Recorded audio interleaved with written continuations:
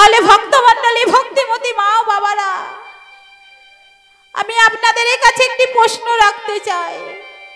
আমার অপরাধ নেবেন না, আমায় ক্ষমা করবেন। প্রশ্নটি কি? না আমরাও তো ইহ জগতেরই পিতা মাতা, তাই না? আমরাও তো ইহ জগতেরই পিতা মাতা। তাহলে আমাদের কর্তব্য কি? কি আমাদের কর্তব্য? না নিজ নিজ সন্তানকে সুশিক্ষায় শিক্ষিত করা। তো যাক, এদিকে একদিনে শুভ দিনে শুভক্ষণে দেখা হলো সুদামা গুরু গৃহে শিক্ষা অর্জন করতে যাবার জন্য। আজ সুদামার গুরু গৃহে যাবার প্রথম দিন। সুদামা গুরু গৃহে যাবে বলে তৈরি হয়েছে। ঠিক এমনই সময় মা জননী এসে বললেন, বাবা সুদামা, ও সুদামা, আজ তো তোর গুরু গৃহে যাবার প্রথম দিন, তো আয় বাবা আয়, আমরা মা ও সন্তান দুজনে মিলে প্রভু দীনদয়াল নারায়ণের ভজনে করি। দেখবি প্রভু দীনদয়াল নারায়ণ তোকে একদিন না একদিন ঠিক কৃপা করবে, তোকে একদিন না একদিন ঠিক করুণা করবে। আয় বাবা আয়, আমরা মা ও সন্তান দুজনে মিলে প্রভু দীনদয়াল নারায়ণের ভজনে করি। এই বলে মা ও সন্তান দুজনে মিলে প্রভু দীনদয়াল নারায়ণের ভজনে করছে। কি ভজনে করছেন? ওগো নারায়ণ, তুমি শ্রীমধুসূদন,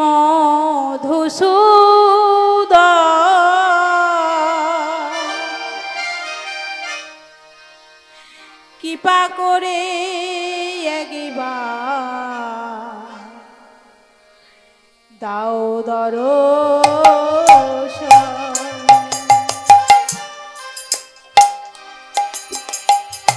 ওগো প্রভু দীনদয়াল নারায়ণ, তুমি কৃপা করো, করুণা তুমি করো। শ্রীমধুসূদন,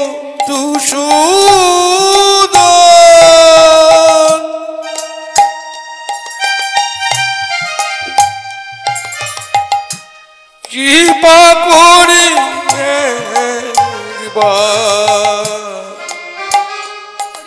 হরি বল দাও দর্শন। ওগো নারায়ণ, তুমি শ্রীমধুসূদন,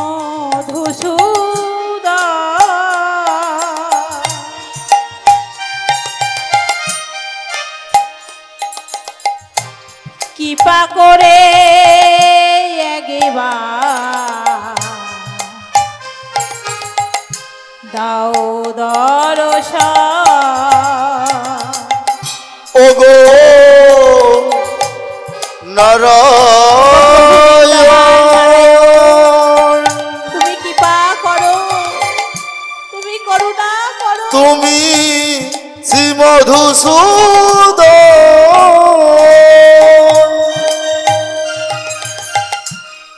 কৃপা করে একবার দাও দর্শন।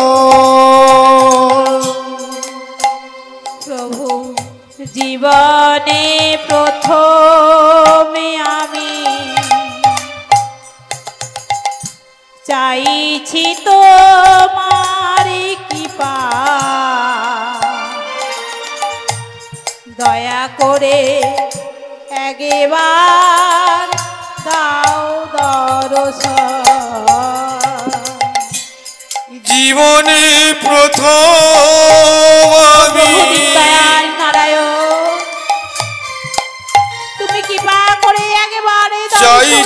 তোমার কৃপা তোমার কাছে কোনোদিনই কিছু চাইনি। দয়া করে একবার দাও দর্শন জীবনে প্রথমে আমি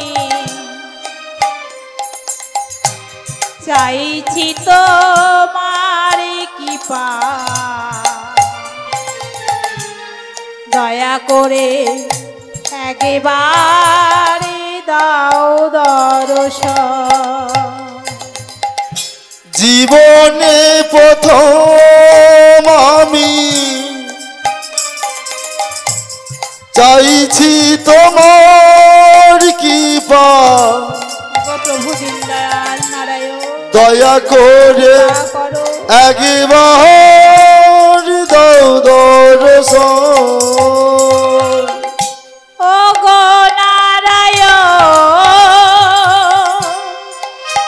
তুমি বিপদ ভঞ্জন কৃপা করে একবার দাও দর্শন ও গো নারায়ণ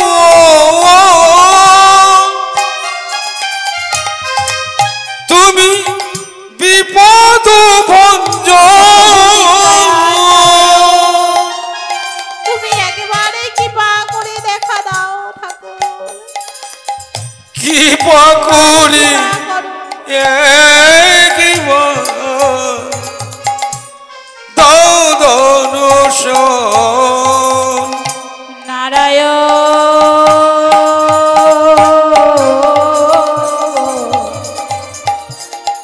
ও গো নারায়ণ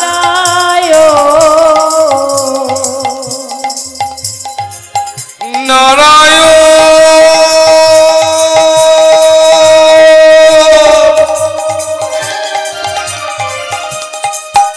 ও গো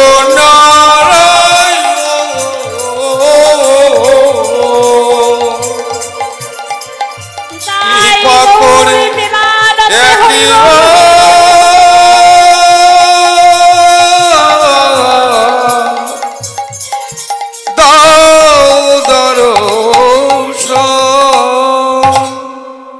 এই বলে মা ও সন্তান দুজনে মিলে প্রভু দীনদয়াল নারায়ণের ভজনে করলেন। প্রভু দীনদয়াল নারায়ণের ভজনে করবার পর সুদামা মাকে বলে উঠলেন, মা গো ও মা, এবারে তাহলে আমাকে গুরুগৃহে যাবার জন্য অনুমতি দাও মা। তখন মা জননী নিজ সন্তানকে গুরুগৃহে যাবার জন্য অনুমতি দিলেন। সুদামা গুরুগৃহে যাবার উদ্দেশ্যে যাত্রা করলে, আর এদিকে মা জননী নিজ সন্তানকে গুরুগৃহে যাবার জন্য বিদায় দিয়ে মায়ের দুটি নয়ন দিয়ে অঝরে অশ্রুধারা এক ফোঁটা দু ফোঁটা করে ঝরে পড়তে লাগলো। আরে মা জননী কাছে আরে মনে মনে বলছি, ওগো প্রভু পতিতে পাবনী দীনদয়াল হরি, ওগো দয়াময়, ওগো কৃপাময়, তুমি আমার এই সুদামাকে দেখে রেখো ঠাকুর, তুমি আমার এই সুদামাকে দেখে রেখো, তুমি ছাড়া দিয়ে ওরা আরে কেহ নাই।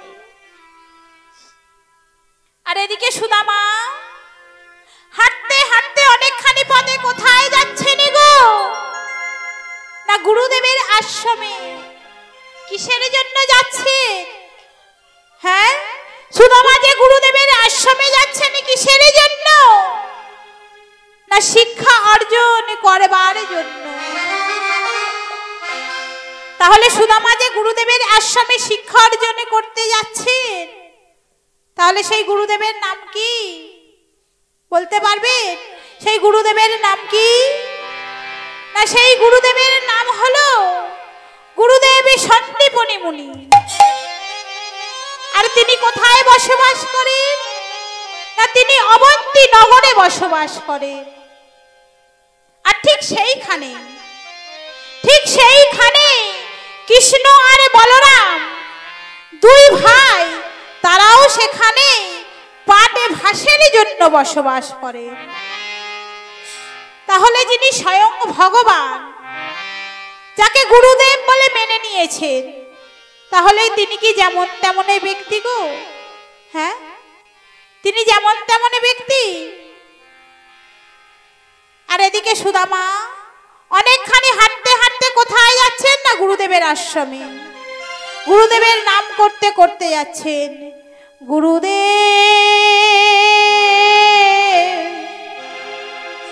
গুরুদেব,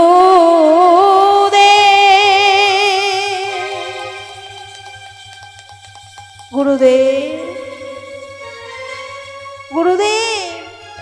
গুরুদেবের নাম করতে করতে সুদামা গুরুদেবের আশ্রমে এসে পৌঁছালেন।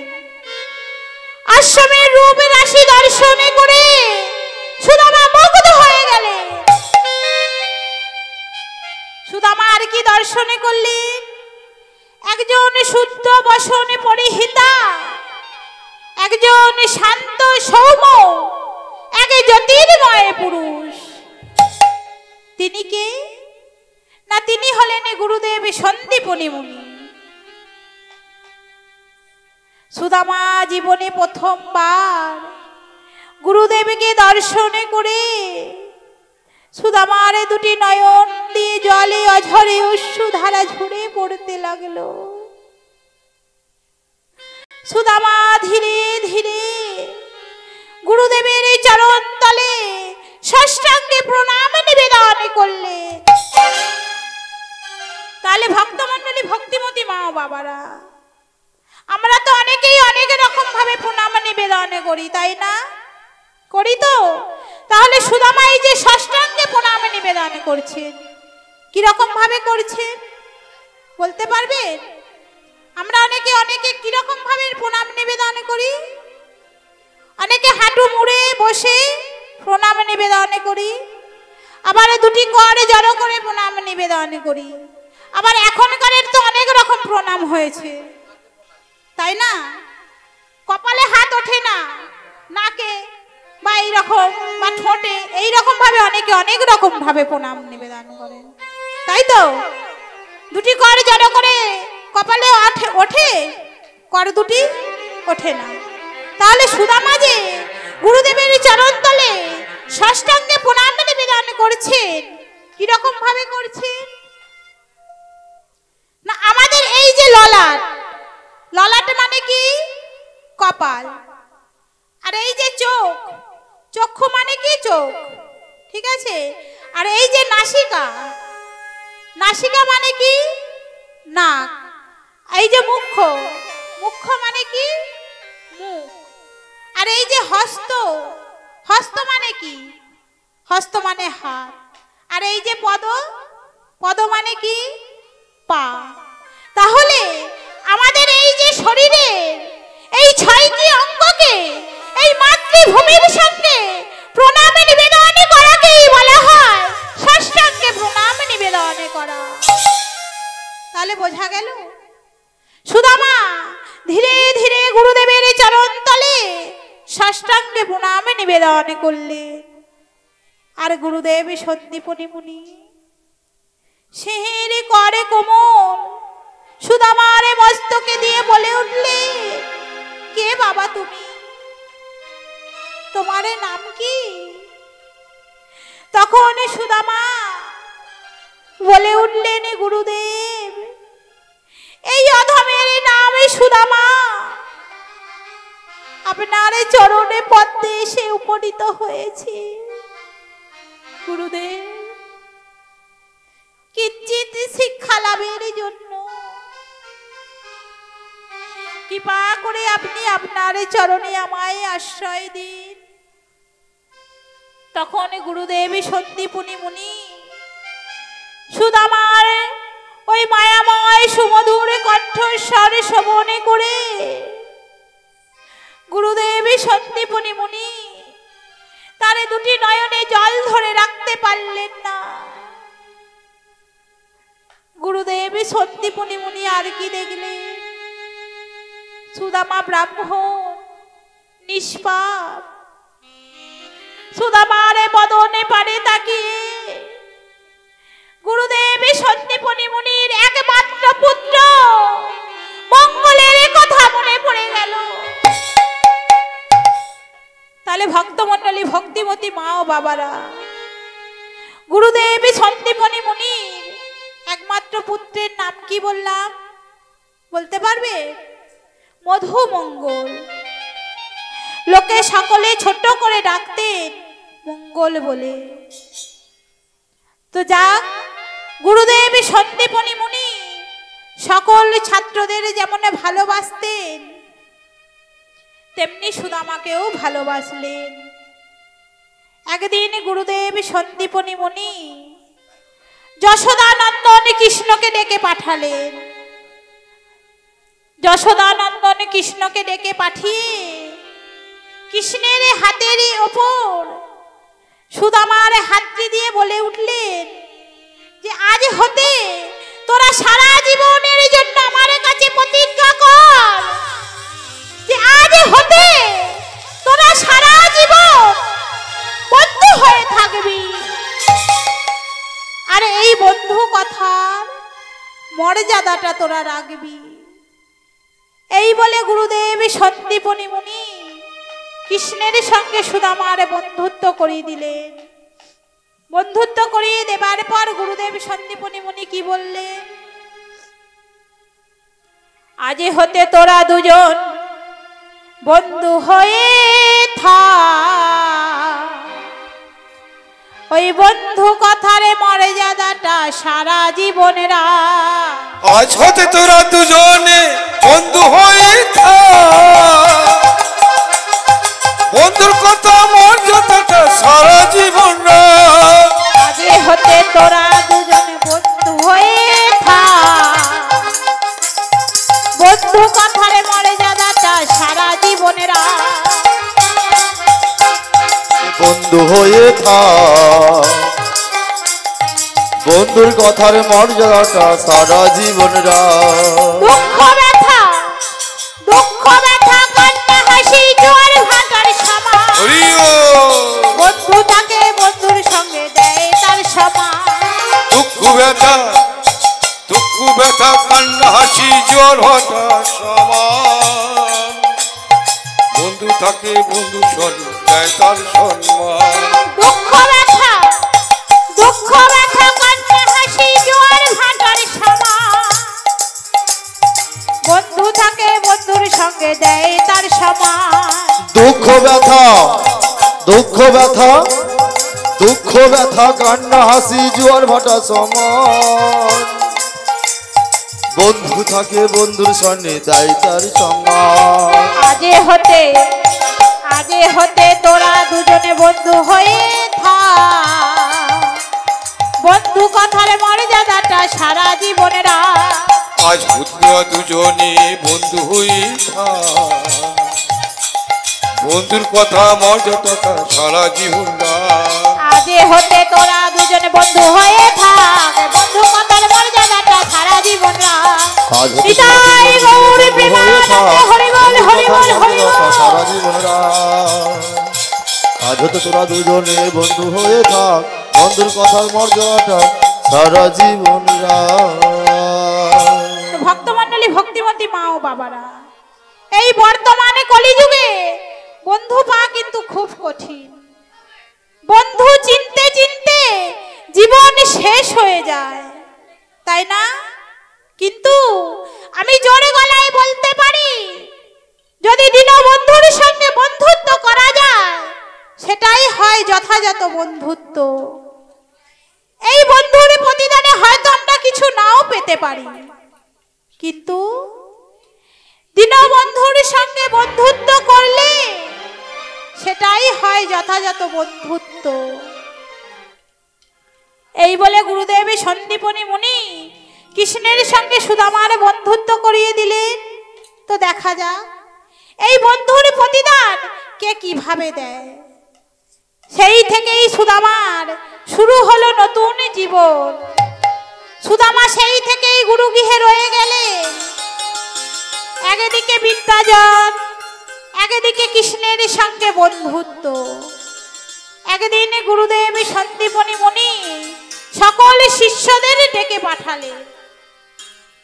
সকল শিষ্যদের ডেকে পাঠিয়ে কি বললেন গো, যে শোনো বৎসগণ, আজ আমার আশ্রমে রন্ধনের কাষ্ট শেষ হয়ে গেছে। তোমরা সকলে মিলে যদি কিছু কাষ্ট সংগ্রহ করে এনে দিতে তাহলে খুব ভালো হতো। এই বলে গুরুদেব সন্দীপনী মুনির কথা শ্রবণ করে সকল শিষ্যগণে যাচ্ছেন গভীর জঙ্গলে শুকনো কাষ্ঠ সংগ্রহ করতে। ঠিক এমন সময় কৃষ্ণ সুদামাকে বলে উঠলেন, এই সুদামা, শোন শোন, ওরা যে যেদিকে পারে শুকনো কাষ্ঠ সংগ্রহ করতে যায়, যা, তুই আর আমি দুজনে একসঙ্গে যাব। এই বলে কৃষ্ণ আর সুদামা মনের আনন্দে দুজনে গভীর জঙ্গলে যাচ্ছে শুকনো কাষ্ঠ সংগ্রহ করতে। কেমন ভাবে যাচ্ছেন? ওই না নাচিতে নাচিতে তারা গভীর জঙ্গলে যায়। নাচিতে নাচিতে তারা গভীর জঙ্গলে যায়। নাচিতে নাচিতে তারা গভীর জঙ্গলে যায়। নাচিতে নাচিতে তারা গভীর জঙ্গলে যায়। নিচে যায়,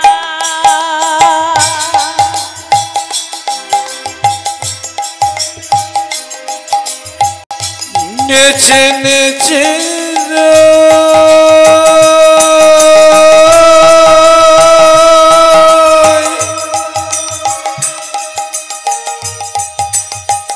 নিচে যায়, নেচে যায়।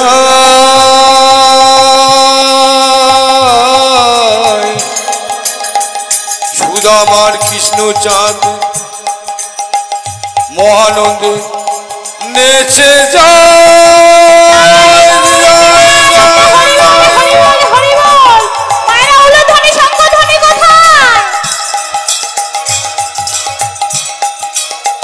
নেচে নেচে যায়।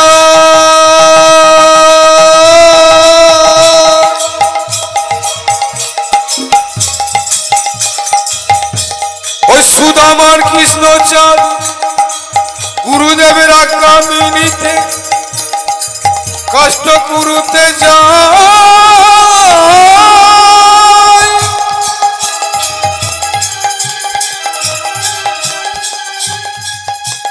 ওই গুরুদেবের আজ্ঞা পানিতে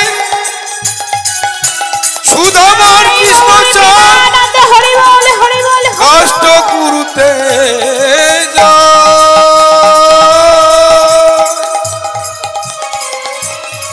কষ্ট করতে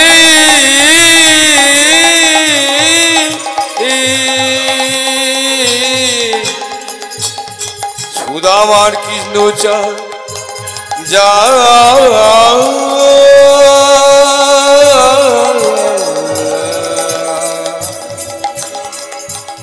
কষ্ট করতে যা।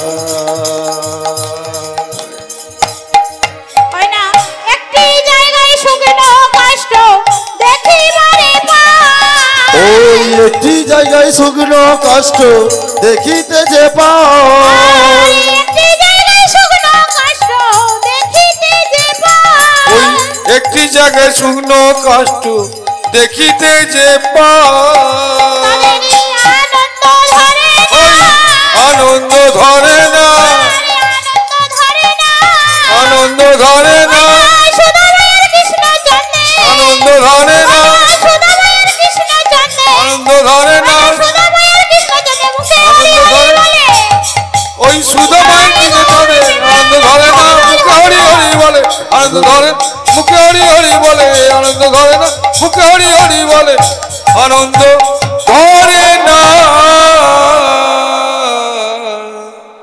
আমার এই গুরুদেব,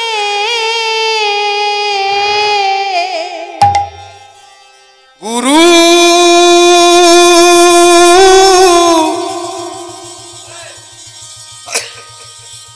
আমার গুরু গুরুদেব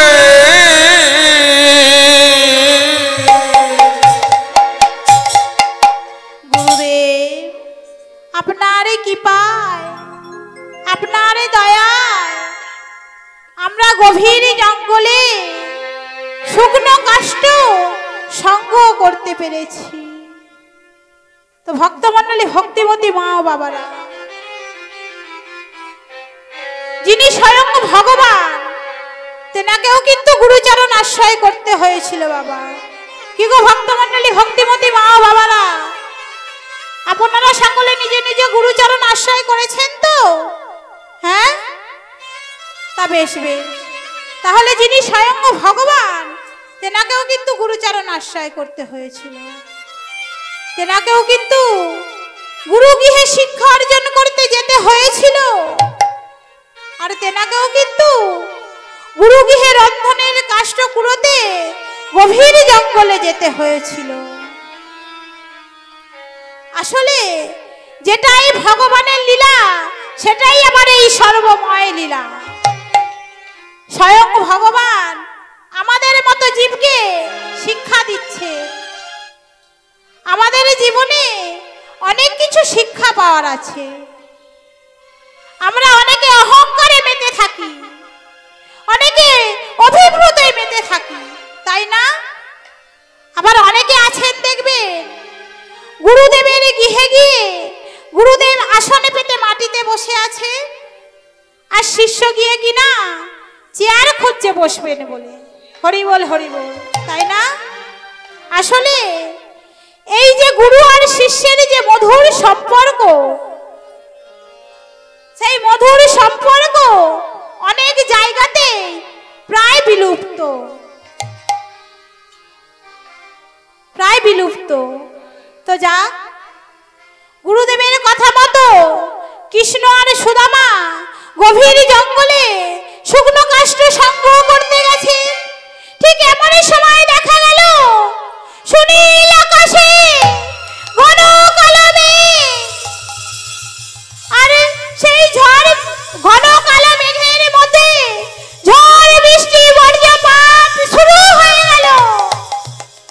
আর সেই ঝড় বৃষ্টির প্রভাসে সুদামা কৃষ্ণকে হারিয়ে ফেললে। সুদামা কৃষ্ণকে হারিয়ে ফেলবার পর পাগলের মতো হয়ে গেল। পাগলের মতো হয়ে গিয়ে সুদামা চিৎকার করে ডাকতে লাগলো, ভাই কৃষ্ণ,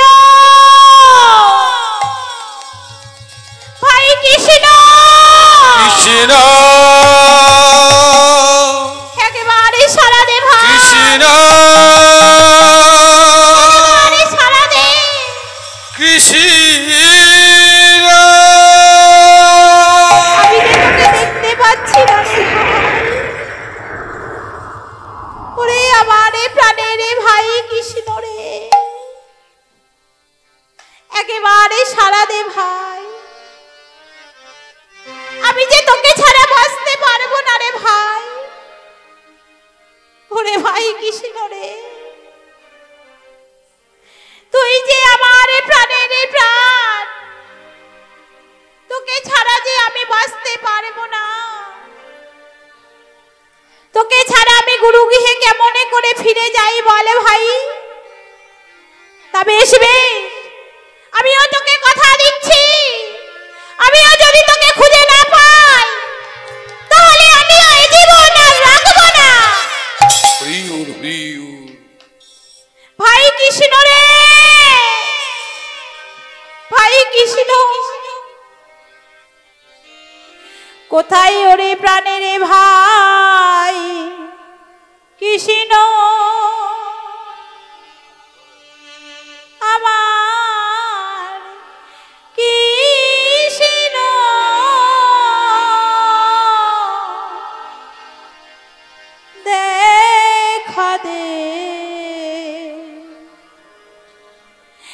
একেবারে দেখা দে। প্রাণের ভাই কৃষ্ণ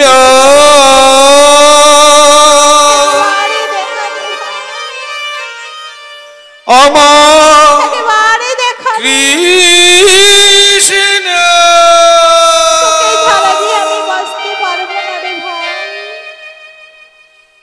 দেখা দে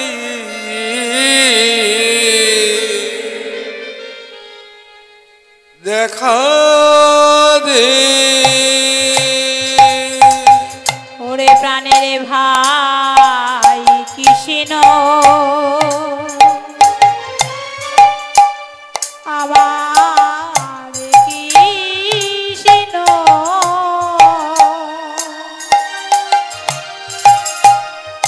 দেখা দে একেবারে দেখা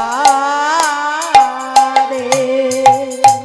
প্রাণের ভাই কৃষ্ণ ওরে প্রাণের ভাই কৃষ্ণ আমার কৃষ্ণ একেবারে দেখা দে। দেখা দে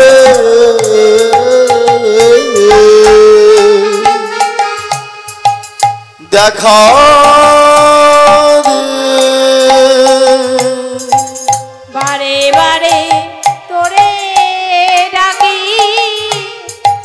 দিবি নাকি সারা কোথায় আছিস কৃষ্ণ আমারে ডাকি একেবারে সারা দে। বারে বারে তোরে ডাকি দিবি না ওরে ভাই কৃষ্ণ রে একেবারে সারা কোথায় আছিস কৃষ্ণ আমার ডাকে সারা দে কৃষ্ণ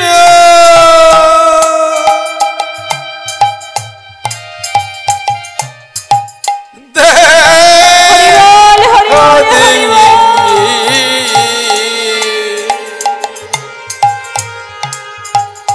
দেখা দি বারে বারে তোরে ডাকি দিবি নাকি সারা কোথায় আছিস প্রাণের ভাই কৃষ্ণ আমারে ডাকে একেবারে সারা দে। বারে বারে তোরে ডাকি দিবি নাকি সারা কোথায় আছিস কৃষ্ণ আমার ডাকে সারা দে কৃষ্ণ ওরে ভাই কৃষ্ণ রে দেখা দে একেবারে দেখা দে একেবারে দেখা দে। দেখা দে ওরে প্রাণের ভাই কৃষ্ণ আমার কৃষ্ণ দেখা দে একেবারে দেখা দে। প্রাণের ভয় কানাই আমার কানাই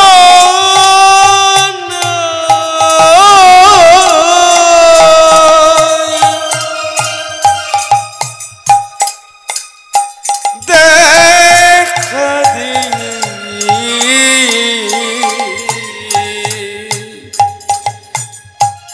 দেখা দে।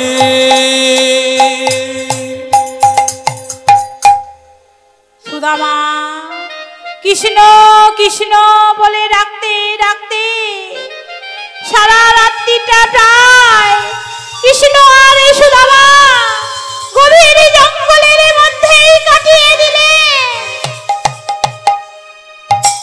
আর এদিকে গুরুদেব সন্দীপনী মুনি সারা রাত্রির দু চোখের পাতা এক করতে পারলেন না। যেই না প্রভাতে হয়েছে, ঝড় বৃষ্টি থেমে গেছে, গুরুদেব সন্দীপনী মুনি সকল মুনিদের নিয়ে সকল শিষ্যদের খুঁজতে বেরিয়ে পড়লেন।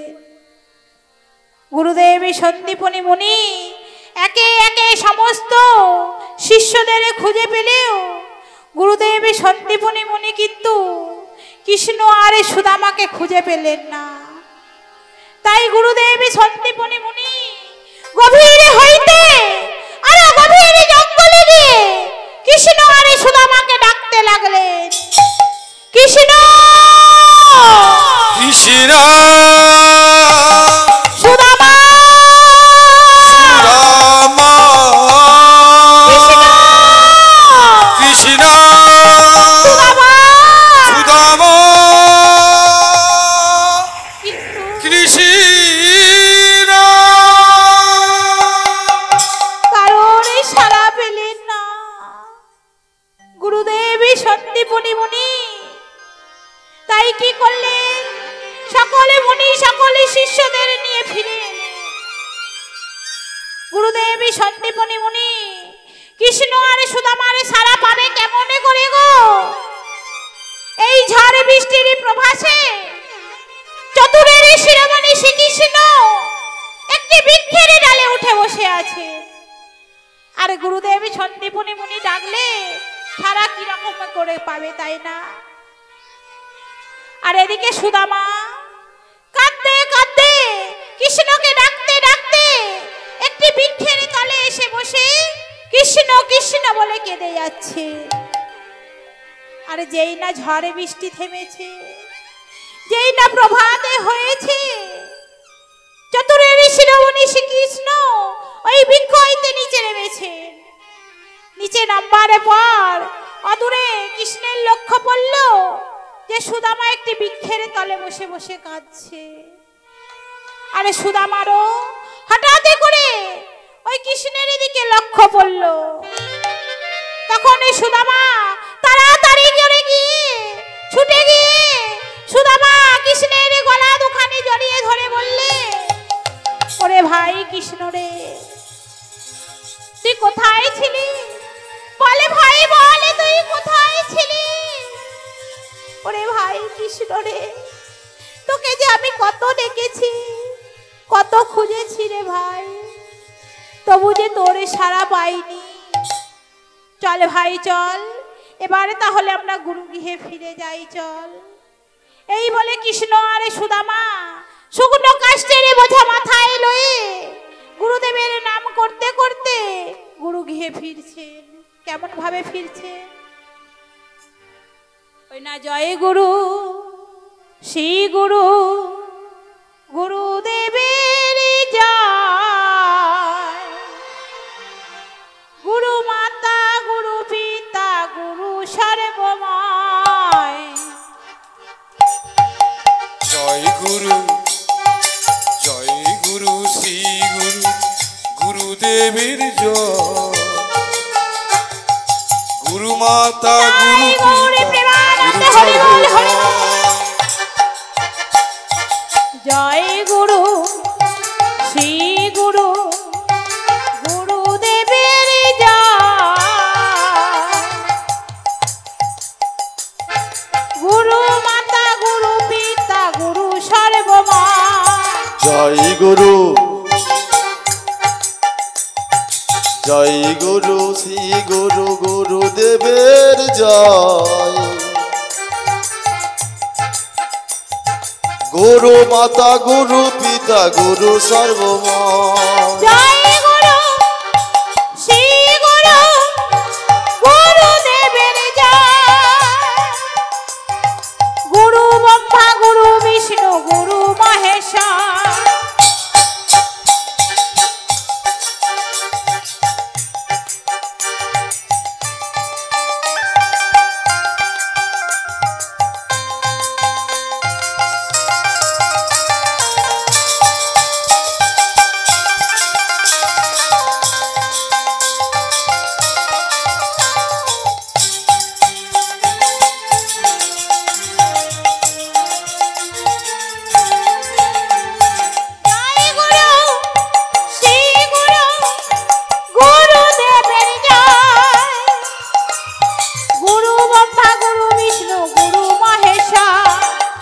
গুরু শ্রী গুরু গুরুদেবের জয়, গুরু ব্রহ্মা গুরু বিষ্ণু গুরুদেবের জয়। জয় গুরু শ্রী গুরু গুরুদেবের জয়। হরি বল হরি বল। গুরু মাতা গুরু পিতা গুরু সর্বমা। জয় গুরু শ্রী গুরু গুরুদেবের জয়, গুরু ব্রহ্মা গুরু বিষ্ণু গুরু মহেশ্বর। জয় গুরু শ্রী গুরু গুরুদেবের জয়, গুরু ব্রহ্মা গুরু বিষ্ণু গুরু মহেশ্বর।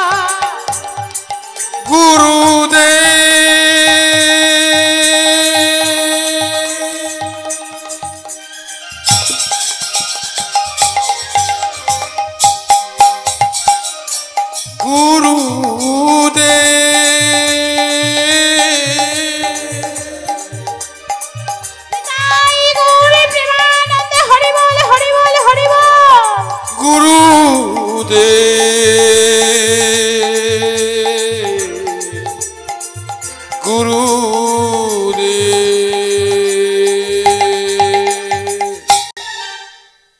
এই বলে কৃষ্ণ আর সুদামা শুকনো কাষ্টের বোঝা মাথায় লয়ে গুরুদেবের নাম করতে করতে গুরুদেবের আশ্রমে এসে পৌঁছাবে। কাষ্টের বোঝা মাথার থেকে নামিয়ে গুরুদেবের রাঙা রাতুল চরণে লুটিয়ে পড়লে। আর গুরুদেব সন্দীপনী মুনি কৃষ্ণ আর সুদামাকে নিজের বক্ষ মাঝে জড়িয়ে ধরলেন।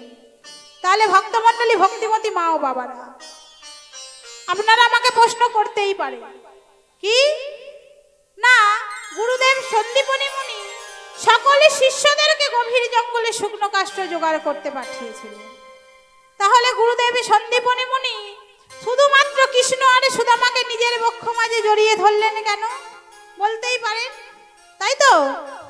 তার কারণ হলো কোন শিষ্যই শুকনো কাষ্ঠ জোগাড় করে নিয়ে আসতে পারেননি, একমাত্র কৃষ্ণ আর সুদামা ছাড়া। তাই জন্যই গুরুদেব সন্দীপনী মুনির মনে আনন্দের জোয়ার বইছে, কৃষ্ণ আর সুদামাকে নিজের বক্ষ মাঝে পেয়ে।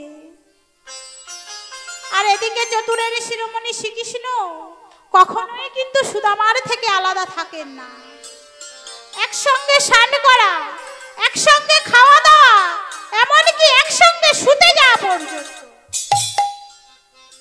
কিন্তু যিনি চতুরের শিরোমণি শ্রীকৃষ্ণ, যিনি অনন্ত কোটি বিশ্ব ব্রহ্মাণ্ডের মালিক, তার মতো কি চালাকারে কেউ আছে গো? নেই। একদিন চতুরের শিরোমণি শ্রীকৃষ্ণ ওই বৃক্ষের তলে বসে বসে মুরলী বাজন করছেন। তাহলে ভক্তমণ্ডলী, ভক্তিমতী মা ও বাবারা, আমরা তো জানি ভগবান শ্রীকৃষ্ণ বাঁশি বাজান, তাই তো? কিন্তু ভগবান শ্রীকৃষ্ণ কয়টি বাঁশি বাজানে গো মায়েরা? বলতে পারবে ভগবান শ্রীকৃষ্ণ কয়টি বাঁশি বাজান? ভগবান শ্রীকৃষ্ণ তিনটি বাঁশি বাজান। সেই তিনটি বাঁশি কি কি? এক হলো বেণু, দুই হলো মুরলী, আর তিন হচ্ছে বংশী। এই যে বেণু, বেণুর দৈর্ঘ্য কত গো? বেণুর দৈর্ঘ্য প্রায় 6 ইঞ্চির বেশি লম্বা নয়। আর তাতে কয়টি ছিদ্র থাকে? তাতে 6টি ছিদ্র থাকে। আর দুই কি? দুই হচ্ছে মুরলী। মুরলীর দৈর্ঘ্য কত? মুরলীর দৈর্ঘ্য প্রায় 18 ইঞ্চি। তার এক প্রান্তে একটি ছিদ্র থাকে, আর তার গায়ে 4টি ছিদ্র থাকে। এই মুরলী অত্যন্ত মনোমুগ্ধকর সুর সৃষ্টি করে। আর তিন কি? তিন হচ্ছে বংশী। তাহলে বংশীর দৈর্ঘ্য কত? বংশীর দৈর্ঘ্য প্রায় 15 ইঞ্চি লম্বা। আর তাতে কয়টি ছিদ্র থাকে? তাতে 9টি ছিদ্র থাকে। ভগবান শ্রীকৃষ্ণ প্রয়োজন অনুসারে এই 3 প্রকার বাঁশি বাজাতে।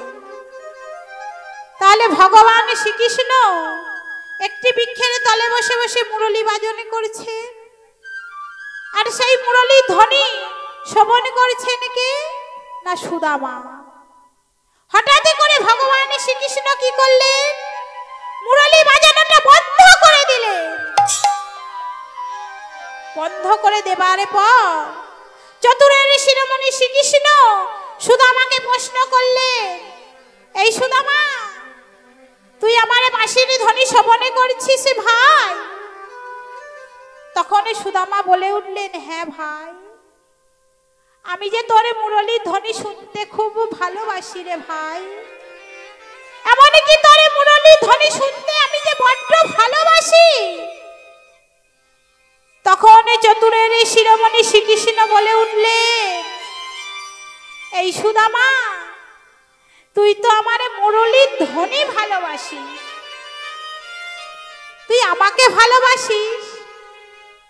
তখন সুদামা হাস্যবদনে বলে উঠলেন, হ্যাঁ রে ভাই কৃষ্ণ, আমি যে তোকে কতখানি ভালোবাসি তা তোকে আমি কেমন করে বোঝাবো বল? তো ভক্তমণ্ডলী, ভক্তিমতী মা বাবারা, এই যে মা, আপনি বাড়ি চলে যাচ্ছেন কেন? এই যে মা, আপনাকে বলছি একটু কৃপা করে বসুন। আপনারা চলে গেলে হবে বলুন? হ্যাঁ, একটু কৃপা করে বসুন, একটু ধৈর্য ধরে বসুন না। তো ভগবান শ্রীকৃষ্ণ বলছেন, হ্যাঁ রে ভাই, আমি যে তোকে, সুদামা বলছেন, আমি যে তোকে কতখানি ভালোবাসি তা আমি তোকে কেমন করে বোঝাবো বল? কারণ ভালোবাসা অনেক রকমের হয়, তাই তো? কিন্তু সেই ভালোবাসারে কোনো মাপকাঠি হয় না, হয় কি?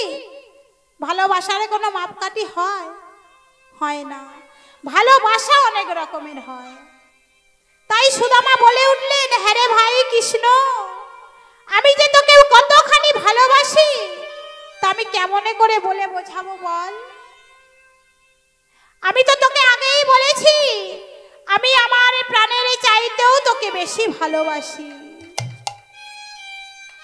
যেই না সুদামা এই কথা বলেছে, তখন চতুরের শিরোমণি শ্রীকৃষ্ণ বলে উঠলেন, বেশ বেশ সুদামা, বেশ, তুই তো আমাকে ভালোবাসিস, তাহলে তুই আমার জন্য একটি কাজ করবি ভাই।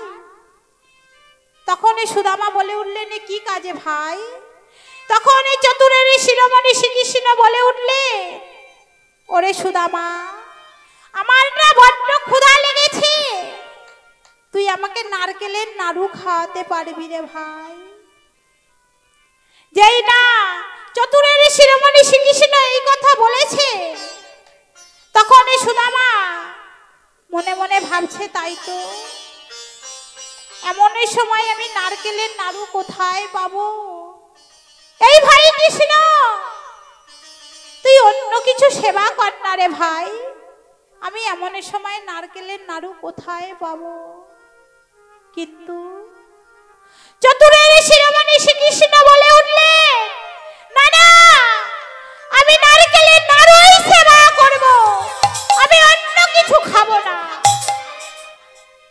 তখন সুদামা মনে মনে ভাবছে, তাই তো, আমি এমন সময় নারকেলের নাড়ু কোথায় পাবো?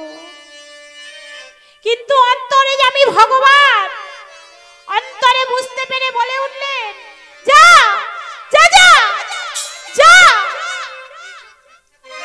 আমাকে তুই সামান্য নারকেলের নাড়ু খাওয়াতে পারবি না রে ভাই, আর তুই আমাকে বলছিস কিনা আমাকে ভালোবাসিস?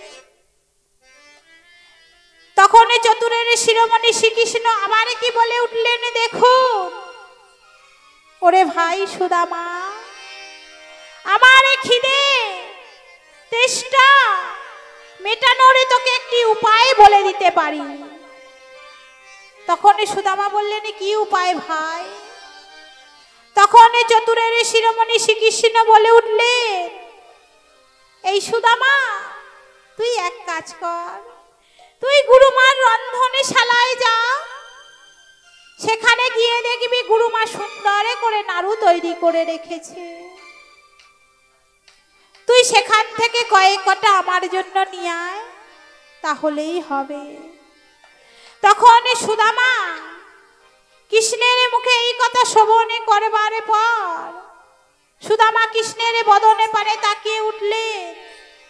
তাকিয়ে উঠে বলে উঠলেন, হ্যাঁ রে ভাই কৃষ্ণ, তুই কি জানিস না কারোর জিনিস না বলে নেয়াকে তাকে চুরি করা বলা হয়? না না না না, আমি এ কাজ করতে পারবো না রে ভাই, আমি এ কাজ করতে পারবো না। যেই না সুদামা এই কথা বলেছে তখন চতুরের শিরোমণি শ্রীকৃষ্ণের মুখ গেল ভারে হয়ে। চতুরের শিরোমণি শ্রীকৃষ্ণ মুখ ভারে করে বলে উঠলেন, হ্যাঁ রে সুদামা, তুই শুধু মুখেই বলিস আমাকে ভালোবাসিস ভালোবাসিস ভালোবাসিস, কিন্তু কাজের বেলায় কিছু না। যেই না চতুরের শিরোমণি শ্রীকৃষ্ণ এই কথা বলে উঠেছে তখন সুদামা বলে উঠলেন, বেশ শাখা বেশ, তুই তাহলে এখানে বস, আমি তোর জন্য গুরুমার রন্ধনশালা থেকে নারকেলের নাড়ু নিয়ে আসছি। এই বলে সুদামা যেই না গুরুমার রন্ধনশালায় নাড়ু বের করতে গেছে তখন চতুরের শিরোমণি শ্রীকৃষ্ণ ছুটতে গিয়ে গুরুমাকে ডাকছে, মা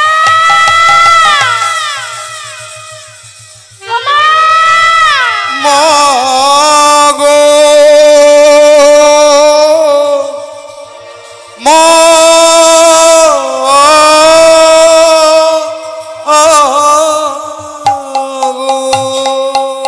মা গো, ও মা দেখবে আসো, মা দেখবে আসো, তোমার সুদামা তোমার রন্ধনশালা থেকে কিরকম নাড়ু চুরি করছে। তখন গুরুমা সুদামার কৃষ্ণের মুখে এই কথা শ্রবণ করে তাড়াতাড়ি করে এসে দেখছে যে সুদামা রন্ধনশালা থেকে নাড়ু চুরি করছে। তখন গুরুমা চিৎকার করে উঠলেন, সুদামা সুদামা। তখন সুদামা পিছনে ফিরে তাকিয়ে দেখলে কৃষ্ণ আর গুরুমা সম্মুখে দাঁড়িয়ে আছে। তখন চতুরের শিরোমণি শ্রীকৃষ্ণ বলে উঠলেন, দেখো মা দেখো, যে সুদামাকে তুমি তোমার প্রাণের চাইতেও বেশি ভালোবাসো, আজ সেই সুদামা তোমার রন্ধনশালা থেকে নাড়ু চুরি করছে। তখন গুরুমা সুদামাকে নানান রকম ভাবে তিরস্কার করতে লাগলে আরে বলতে লাগলে, আমার একমাত্র পুত্র ওই প্রভাসে নদীর জলে ডুবে মারা গিয়েছিল, আমি তোরে বদনে পানে তাকিয়ে আমি যে পুত্র সঙ্গে ভুলেছিলাম, আর তুই কি না। তখন সুদামার দুটি নয়ন দিয়া ঝরে পড়তে লাগলো। সুদামা লজ্জায় অপমানে কাঁদতে কাঁদতে একটি বৃক্ষের তলে এসে বসে কাঁদছে। কৃষ্ণের উপরে অনেক অভিমানে হলো যে কৃষ্ণ আমাকে গুরুমার রন্ধনশালা থেকে নাড়ু চুরি করতে বললই বা কেন, আর গুরুমাকে ডেকে নিয়ে এসে চোরে বলে আমাকে ধরিয়ে দিলই বা কেন। তো ভক্তমণ্ডলী, ভক্তিমতী মা বাবারা, এই ব্যাপারটা আপনারা একটু পরে বুঝতে পারবেন। তাই সুদামা একটি বৃক্ষের তলে বসে বসে কাঁদছে, আর এদিকে চতুরের শিরোমণি শ্রীকৃষ্ণের প্রাণে আনন্দের সীমা নাই। এদিকে সুদামা একটি বৃক্ষের তলে বসে বসে কাঁদছে, আর চতুরের শিরোমণি শ্রীকৃষ্ণ হাতে করে একটি নাড়ু নিয়ে গিয়ে বলে উঠলেন, এ ভাই সুদামা, নে ভাই, আমি তোর জন্য নাড়ু এনেছি, নে খেয়ে নে ভাই। তখনই সুদামা বলে উঠলেন, না না না না, ও নাড়ু আমি খাবো না রে ভাই, ও নাড়ু আমি খাবো না। পুনরায় কৃষ্ণ আবারে বলে উঠলেন, নে ভাই নে, আমি তোর জন্য নাড়ু এনেছি। তখন সুদামা বলে উঠলে, আমি ওই নাড়ু খাবো না, খাবো না, খাবো না। তখন চতুরের শিরোমণি শ্রীকৃষ্ণ বলে উঠলে, বেশ, আজ তুই যখন আমার কাছে সত্য করে বলে উঠলি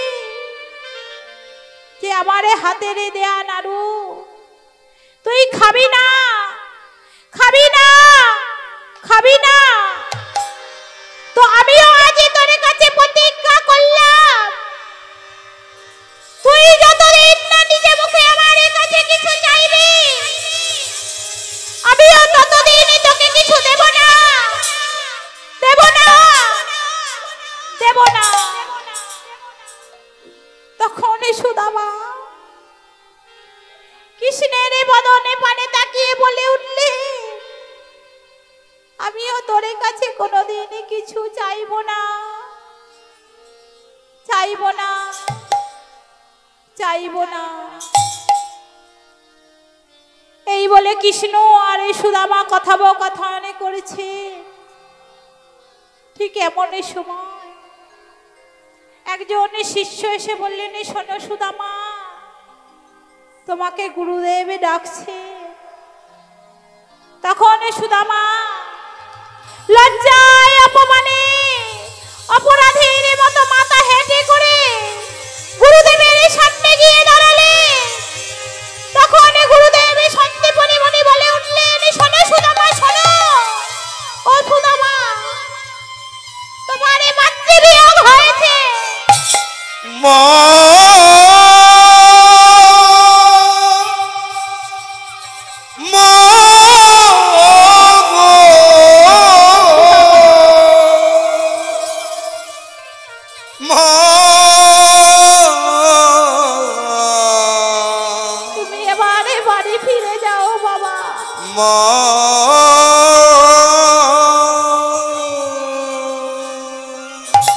তখন সুদামার মাথায় যেন বজ্রপাত নেমে এলো।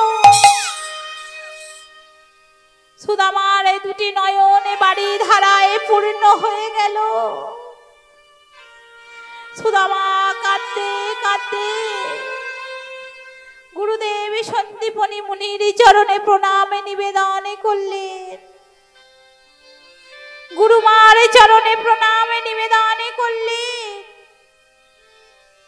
সকলে শাখাদের কাছ থেকে বিদায় চাইলেন। এমত সময় ভাই কৃষ্ণের কাছে গিয়ে বলে উঠলেন, ওরে ভাই কৃষ্ণ রে, এ জীবনে তোর সঙ্গে আমার আরে দেখা হয় কি না হয়,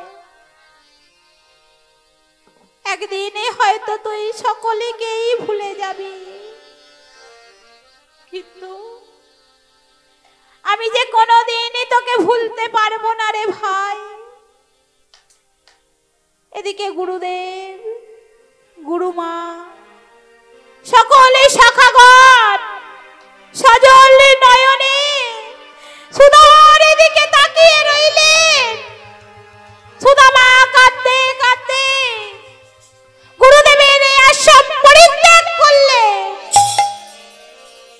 এখানে থেকে সুদামার সারা জীবনের মতো লেখাপড়ার পাঠ শেষ হয়ে গেল। তাই সুদামা কাঁদছে আরে বলছে, মাগো, ও মা, তুমি আমাকে একা করে দিয়ে চলে গেলে মা, আমার তো মা বলে ডাকার মতো আরে কেউ রহিল না মাগো। এই বলে সুদামা কাঁদতে কাঁদতে বাড়ি ফিরে গেলে। বাড়ি ফিরে গিয়ে দেখলেন মায়ের নিথরে দেহটা পড়ে রয়েছে। সুদামা মায়ের নিথরে দেহটা দর্শন করে সুদামার মনে মায়ের কত কথাই না মনে পড়ে যাচ্ছে। তারে মা ভিখারিনী ছিলেন, ভিক্ষা করে তাকে লেখাপড়া শিখতে পাঠিয়েছিলেন, কিন্তু শেষবারের মতো মায়েরই সঙ্গে দেখাটুকু হলো না। তাই সুদামা কাঁদতে কাঁদতে মৃত মায়ের মুখের উপরে চুম্বনে করছে, আরে বলছে হায় রে বিধাতা, হায় রে বিধাতা,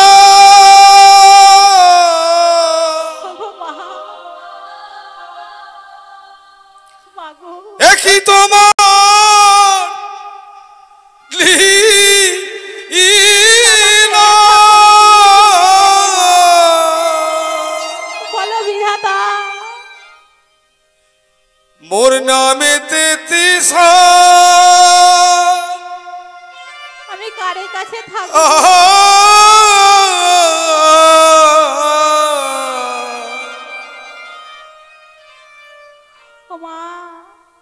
তোর ভাঙিল খেলা,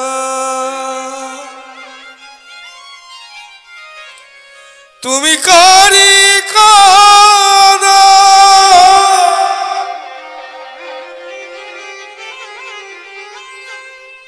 কারি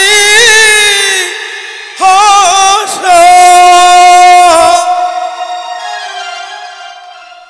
এই কি তোমার লীলা?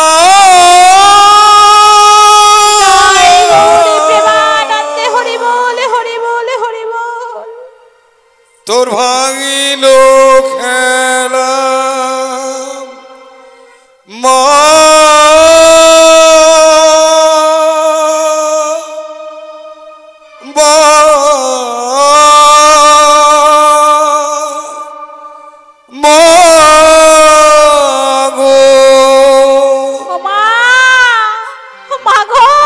যতবার দেখি মাগো তোমার আমি, সাদ মিঠে না কভু তোমায় দেখি। সবাই বলে ভগবান সুন্দর, হবে না তো সুন্দর তোমার থেকে। যতবার দেখি মাগো তোমার আমি। মা মাগো, মা তুমি আমাকে কারে কাছে রেখে গেলে মা? আমি এখন এই কাকে মা বলে ডাকবো? আমারে তো মা বলে ডাকারে মতো আরে কেউ রহিল না মাগো।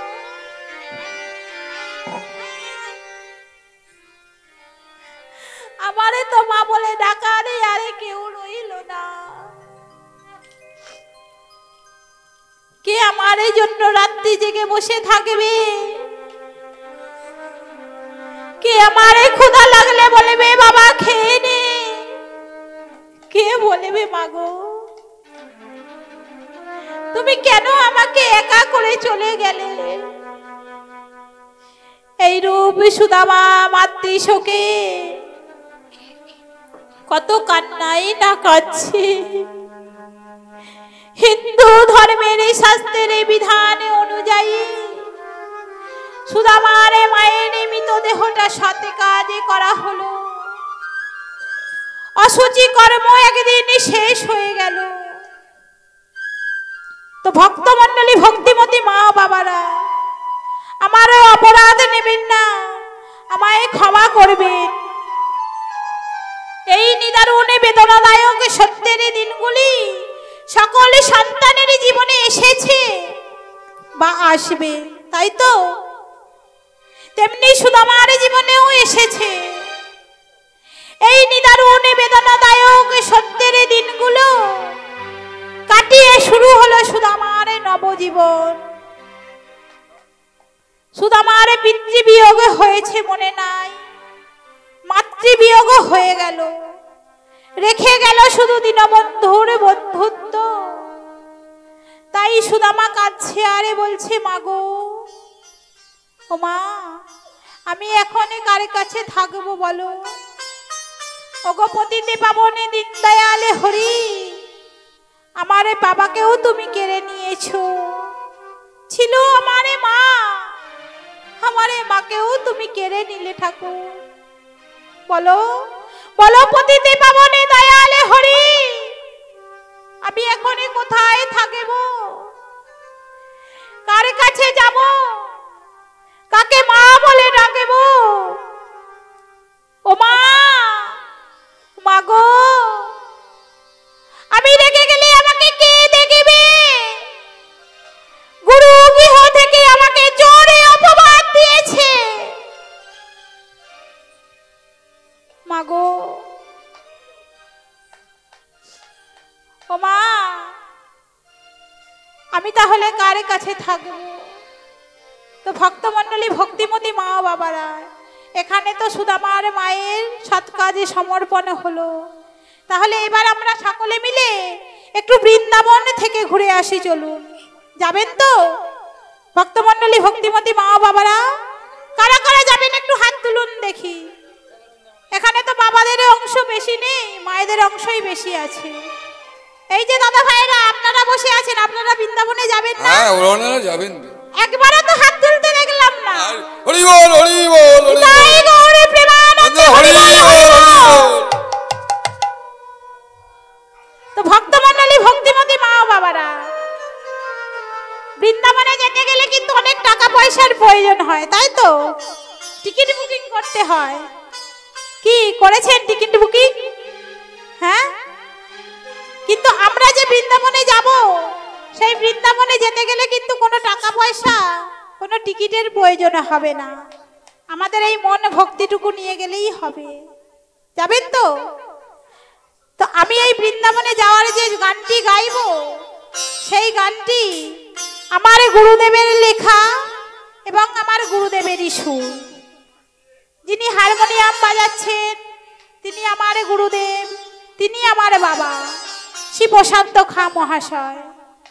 আজ ওনার চরণে পদ্মে এসে যদি আমি উপনীত না হতে পারতাম, তাহলে হয়তো আমি এখানে দাঁড়িয়ে আজ কীর্তনে গাইতে পারতাম না। আর যাদের সহযোগিতা না হলে আমি একেবারেই কীর্তনে গাইতে পারতাম না।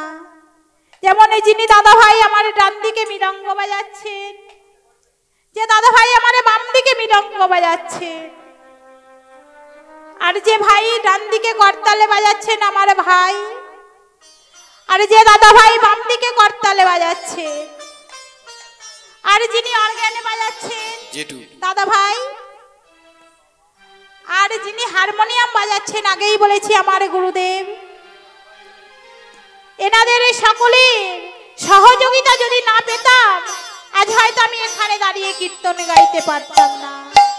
তাই এনাদের সকলের রাঙারা তোলে চরণে আমি অসংখ্য কোটি কোটি ভক্তিপূর্ণ দণ্ডবদে প্রণামে নিবেদনে করে শুধুমাত্র একটাই কথা জানাতে চাই, যে ওনারা যেন আমাকে এই রকম ভাবেই সহযোগিতা করে ভজনের পথে আগে নিয়ে যেতে পারে। আরো আমাকে অনেকেই সহযোগিতা করেছে, আমি নাম বলতে চাই। তপন কুমার মন্ডল মহাশয়, উনি আমার একজন দাদা, আর আমার বাবা মা আমাদের জন্য অনেক চেষ্টা করেছে। আমার বাবা মার আশীর্বাদে হয়তো আজ আমি এখানে দাঁড়িয়ে কীর্তন গাইছি। তাই চলুন সকলে মিলে আমরা আজ দুটি বাহু উত্তোলন করে করে করতালি দিয়ে একবার বৃন্দাবন থেকে ঘুরে আসি। আর একটা কথা, আজ আমার স্বামী যদি আজ আমাকে এই ভজনের পথে অনুমতি না দিতেন তাহলে একেবারেই কিন্তু আমি কীর্তন গাইতে পারতাম না। আমার স্বামীর অনুমতিতেই আজ আমি এখানে কীর্তন গাইতে পারছি। সকলে মিলে আমাকে আশীর্বাদ করবেন যেন আমরা এরকম ভাবেই আমি ভজনের পথে এগিয়ে যেতে পারি। তাই চলুন সকলে মিলে আমার সঙ্গে করে করতালি দিয়ে বৃন্দাবন থেকে একবারে ঘুরে আসি। আমরা সবাই চলে যাই ওই না বৃন্দাবনের পথে পথে, কত দিন মারা দুটি বাহু তুলে চলো যাই ওই না বৃন্দাবনের পথে পথে। চলো আমরা সবাই চলে যাই বৃন্দাবনের পথে পথে, বাহু তুলে চলো যাই সকলে মিলে উলুধ্বনি শঙ্খধ্বনি, বৃন্দাবনের পথে পথে। আমরা সবাই চলে যাই ওই না বৃন্দাবনের